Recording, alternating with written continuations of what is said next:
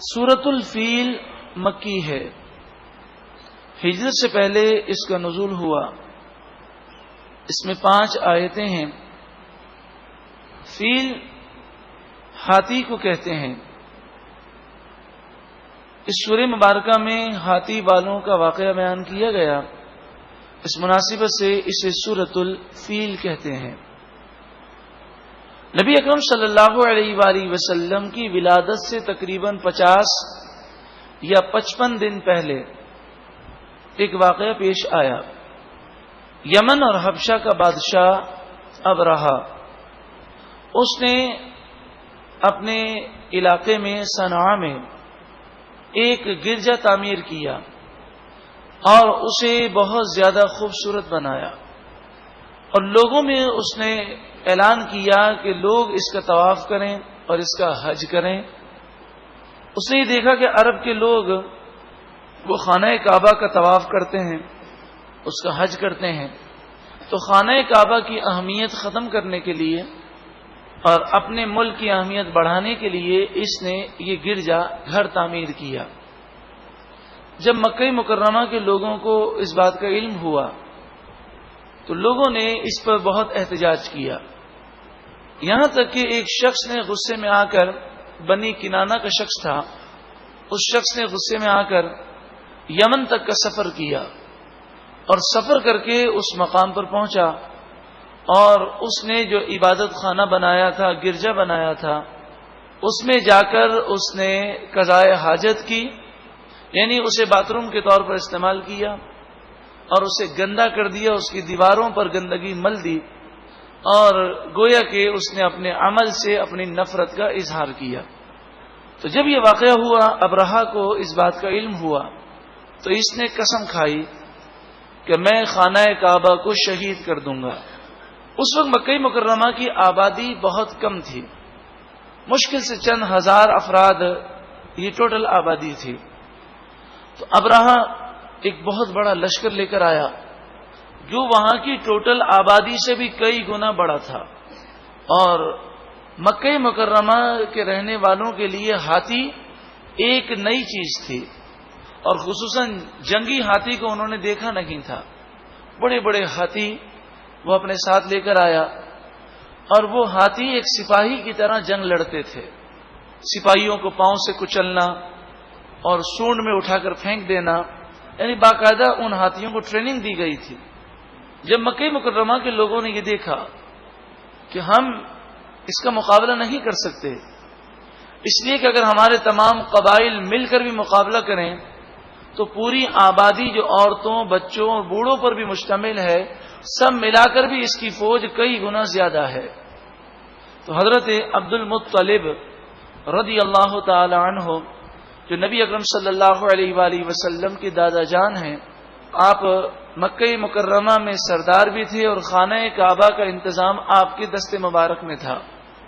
تو آپ نے مکہ مکرمہ کے لوگوں سے فرمایا کہ تم سب مکہ چھوڑ کر پہاڑوں میں چلے جاؤ اور مکہ مکرمہ کے شہر کو اس کے خالق اور اس کے مالک یعنی رب العالمین کے سپرد کر دو. ہم اس فوج کا مقابلہ نہیں کر سکتے. ابرہہ نے لوگوں کو تنگ کرنے کے لیے وہاں پہ پڑاؤ کیا، اور کچھ دنوں تک وہ لوگوں کے مالوں کو لوٹتا رہا تاکہ لوگ تنگ آ کر اس کے ساتھ تعاون کریں اور وہ خانہ کعبہ شہید کرنے میں اس کے خلاف کوئی مزاحمت نہ کریں. یہاں تک کہ حضرت عبد المطلب رضی اللہ تعالیٰ عنہ کے 200 اونٹ بھی ابرہہ کی فوج نے ان 200 اونٹوں کو پکڑ لیا. حضرت عبد المطلب ابرہہ کے پاس گئے. ابرہہ نے کہا آپ کیوں آئے ہیں؟ تو آپ نے فرمایا میں اپنے 200 اونٹوں کا مطالبہ کرنے کے لیے آیا ہوں. تو اس نے کہا میں تو آپ کو بڑا عظیم سمجھتا تھا، میں مکہ مکرمہ پر حملہ کرنے کے لیے آیا ہوں، اور جس بیت اللہ کی وجہ سے آپ کی عزتیں ہیں اس بیت اللہ کو شہید کرنے کے لیے آیا ہوں، اور آپ مجھ سے اپنے اونٹوں کا سوال کرتے ہیں، بیت اللہ کے بارے میں کوئی بات نہیں کرتے. تو آپ نے بڑا پیارا جواب دیا، فرمایا میں بیت اللہ کا مالک نہیں ہوں، میں تو اپنے اونٹوں کا مالک ہوں. میں اپنے اونٹوں کا مالک ہوں تو اونٹ مانگتا ہوں، اور بیت اللہ کا جو مالک ہے رب العالمین وہ تجھ سے مقابلہ کرے گا. تو یہ جواب سن کر وہ بڑا متعجب ہوا. پھر اس نے آپ کو وہ اونٹ واپس کر دیے. اب صبح کے وقت ابرہہ نے اپنی فوج کو حملہ کرنے کا حکم دیا.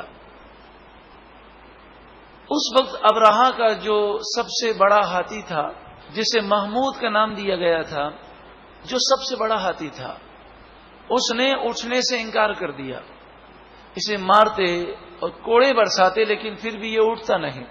اور اگر خانہ کعبہ کے علاوہ کسی اور سمت میں اگر اس کو اٹھاتے تو یہ اٹھ جاتا، اور اگر خانہ کعبہ کی طرف بڑھانے کی کوشش کرتے تو بیٹھ جاتا.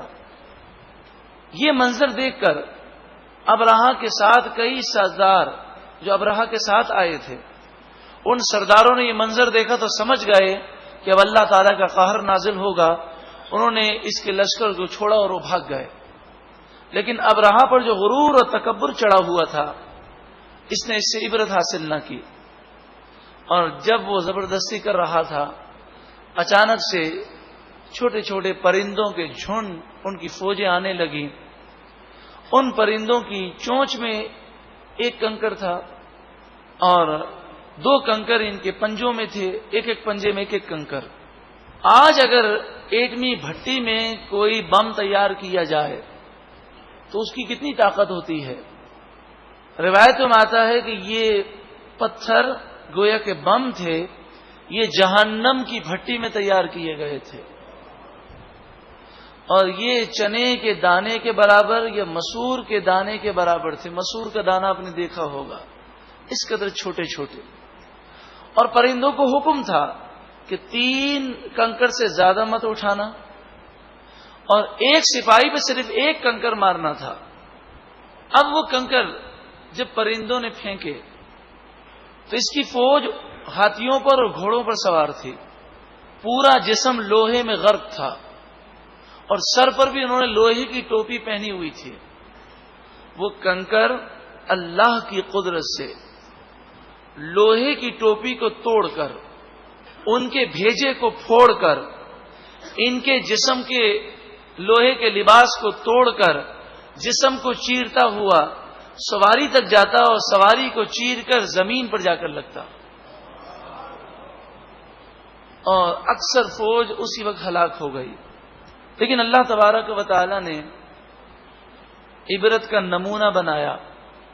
اور کس طرح عبرت کا نمونہ بنایا کہ کچھ لوگوں کو زندہ باقی رکھا تاکہ یہ یہاں سے جائیں یمن، اور راستے میں جگہ جگہ لوگ ان کے انجام کو دیکھیں، اور یہ واقعہ یہ خود اپنی زبانی لوگوں کو سنائیں. تو کچھ لوگوں کو یہ کنکر لگے، لیکن اللہ تعالیٰ نے انہیں زندہ باقی رکھا لوگوں کی عبرت کے لیے. مگر مفسرین فرماتے ہیں کہ یہ کنکر لگنے کی وجہ سے ان کے پورے جسم سے پیپ اور خون نکلتا تھا اور شدید بدبو آتی تھی، اور جگہ جگہ پھوڑے، اور وہ لوگوں کے لیے نفرت کا باعث تھے. جس بستی سے نکلتے لوگ کہتے کہ تمہیں کون سی بیماری ہوئی ہے، تو وہ کہتے یہ اللہ کا عذاب ہے، یہ اللہ کا غضب ہے. پھر یہ اپنے ملک میں کچھ لوگ پہنچے اور لوگوں کے لیے عبرت کا سامان بن کر تڑپ تڑپ کر مر گئے. یہ واقعہ کیوں بیان کیا گیا؟ چونکہ یہ نبی اکرم صلی اللہ علیہ وآلہ وسلم کی ولادت باسعادت سے صرف 50 یا 55 دن پہلے کا واقعہ ہے. تو عرب کے لوگ خصوصاً مکہ مکرمہ کے لوگ اس واقعے کو جانتے تھے. اب مسئلہ یہ تھا کہ جب نبی اکرم صلی اللہ علیہ وآلہ وسلم نے نبوت کا اعلان کیا تو کافروں نے اپنی عددی طاقت، افرادی قوت، اسلحہ اور خاندانی اثر و رسوخ، دولت کے غرور و تکبر میں مبتلا ہو کر انہوں نے مسلمانوں پہ ظلم و ستم شروع کر دیا. یہاں تک کہ وہ یہ دعویٰ کرتے تھے کہ ہم اسلام کو اور نبی اکرم صلی اللہ علیہ وآلہ وسلم کو نعوذ باللہ من ذالک مسل کے رکھ دیں گے، مٹا کے رکھ دیں گے، کیونکہ ہم بہت طاقتور ہیں. تو جب یہ اپنی افرادی قوت کے گھمنڈ اور غرور میں مبتلا ہو گئے اور کمزوروں کو دبانے لگے، تو یہ بتایا گیا کہ حق دبانے سے دبتا نہیں ہے، حق میں لچک ہے، جتنا دبائیں گے وہ اتنا ہی اور چڑھے گا۔ اور ان کافروں کو یہ نصیحت کی گئی کہ اے کافروں، جو رب ابراہا کی فوج کو ہلاک کر سکتا ہے وہ تمہیں بھی ہلاک کر سکتا ہے، تم اس واقعے سے عبرت حاصل کرو۔ بسم اللہ الرحمن الرحیم، اللہ کے نام سے شروع جو بہت زیادہ مہربان نہایت رحم کرنے والا۔ الم تروا، اے محبوب کیا آپ نے نہ دیکھا؟ یہ عربوں کا کلام اس وقت کے لیے ہے کہ جب کسی کا دیکھا ہوا واقعہ ہو تو اسے اس واقعے کا ذکر کرتے ہوئے کہتے ہیں کیا آپ کو یاد نہیں کہ ایسا ہوا تھا؟ جیسے اردو کلام میں بھی ہوتا ہے کہ ہم کبھی کبھی کہتے ہیں کہ تمہیں تو معلوم ہے، تمہیں معلوم ہے کیا ہوا تھا؟ وہ کہتا ہاں مجھے معلوم ہے۔ تو یہ بات زور دینے کے لیے ہوتی ہے۔ مفسرین فرماتے ہیں یہ تو سب متفق ہیں کہ یہ واقعہ نبی اکرم صلی اللہ علیہ وآلہ وسلم کی ولادت باسعادت سے پہلے کا ہے۔ پھر الم ترا کہنے کے کیا معنی ہے؟ یہاں تو یہ کہنا چاہیے محبوب آپ نے یہ واقعہ تو سن لیا ہے لوگوں کی زبانیں، لیکن یہ نہیں فرمایا آپ نے لوگوں کی زبانیں سنا ہے، فرمایا محبوب کہ آپ نے یہ واقعہ دیکھا نہیں؟ فرمایا اللہ تعالی قادر ہے، ان اللہ علی کل شیء قدیر، بے شک اللہ تعالی ہر چاہت پر قادر ہے، وہ ماضی دکھانے پر بھی قادر ہے۔ یہ شرعی اصول سمجھیے گا، وہ ماضی دکھانے پر بھی قادر ہے۔ حضرت آدم علیہ السلام کی ولادت سے لے کر قیامت تک جو واقعات ہوئے، جو ہوں گے، اللہ تبارک و تعالی نے اپنے محبوب کو اس طرح دکھایا جیسے آپ نے اپنی آنکھوں سے دیکھا ہو۔ ان اللہ علی کل شیء قدیر، بے شک اللہ تعالی ہر چاہت پر قادر ہے، وہ جو چاہے کر سکتا ہے۔ الم تروا، اے محبوب کیا آپ نے نہ دیکھا؟ کیف فعل ربک باصحاب الفیل، آپ کے رب نے ہاتھی والوں کے ساتھ کیسا سلوک کیا؟ کیا آپ نے نہ دیکھا؟ یقیناً آپ نے دیکھا اور آپ جانتے ہیں۔ تو اب قریش والوں کو بھی بتا دیں، کفار مکہ کو بتا دیں کہ اگر تم نے اللہ کی نافرمانی کی اور غرور و تکبر کیا تو تمہارا انجام بھی یہی ہوگا۔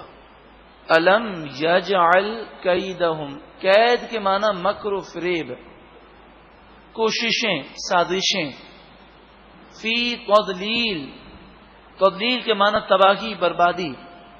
ارشاد فرمایا اے محبوب صلی اللہ علیہ وسلم کیا آپ نے نہ دیکھا کہ آپ کے رب نے ہاتھی والوں کے ساتھ کیسا سلوک کیا؟ کیا الم یجعل، کیا اللہ تعالی نے کیدہم، ان ظالموں کی سازشوں کو فی تضلیل، تباہی میں نہ کر دیا؟ یقیناً کر دیا، ظالموں کی سازشوں کو تباہ کر دیا۔ وَأَرْسَلَ عَلَيْهِمْ طَيْرًا أَبَابِيلَ، اور بھیجا اللہ تعالی نے ان پر پرندوں کے جھنڈ، پرندوں کی فوجیں، چھوٹے چھوٹے پرندوں کی فوجیں آئیں۔ یہاں پر مفسرین فرماتے ہیں اللہ تعالی چاہتا تو کوئی بہت بڑا لشکر فرشتوں کا بھیج دیتا جو انسانی صورت میں آتے اور بڑے بڑے ہاتھی لے کر آتے اور مقابلہ ہوتا۔ ان کی اگر ہزاروں کی فوج تھی تو وہ اس سے بڑی فوج ہوتی، مگر پرندے کیوں بھیجے گئے اور کنکر سے انہیں ہلاک کیوں کیا گیا؟ اللہ تعالی نے اپنی قدرت کا اظہار فرمایا کہ لوگوں تم رب کا مقابلہ کبھی نہیں کر سکتے، وہ چاہے تو ایک کنکر سے ہلاک کر دے۔ اور پچھلی قوموں کے واقعات تو ہم سن چکے ہیں کہ صرف زوردار آواز سے بعض قومیں ہارٹ فیل ان کے ہو گئے اور وہ سب کے سب ہلاک ہو گئے، صرف زوردار آواز سے وہ ہلاک ہوئے ہیں۔ بعض قومیں ہواؤں سے ہلاک ہوئی ہیں۔ ترمیہم بحجارۃ من سجیل، سجیل کنکر، حجارہ پتھر، ترمیہم وہ پرندے ان ظالموں پر پھینکنے لگے کنکریاں، فجعلہم کعصف مأکول، پس اللہ نے ان ظالموں کافروں کو کر دیا جیسے کھایا ہوا بھوسا. جانور جب بھوسے کو کھا لیتا ہے تو چبا چبا کر اسے چورا چورا کر دیتا ہے. اس طرح یہ بھی چورا چورا ہو گئے. پھر جب یہ بھوسا جانور کے پیٹ میں جاتا ہے اور گوبر بن کے نکلتا ہے تو سخت بدبو ہوتی ہے. لوگ نفرت کرتے ہیں. تو جو لوگ زندہ بچے ان کے جسموں میں اللہ تعالیٰ نے ایسی بدبو پیدا کی کہ کوئی ان کے قریب آنے کی ہمت نہ کرتا تھا. فَجَعَلَهُمْ كَعَصْفٍ مَأْكُولٍ، پس اللہ تعالیٰ نے انہیں کھایا ہوا بھوسے کی طرح کر دیا. اللہ رب العالمین ہمیں اپنے غضب سے محفوظ فرمائے، غرور و تکبر سے محفوظ فرمائے، عاجزی انکساری عطا فرمائے، اور ہمیں اپنی اور اپنے محبوب کریم صلی اللہ علیہ وسلم کی فرما برداری کرنے کی توفیق عطا فرمائے.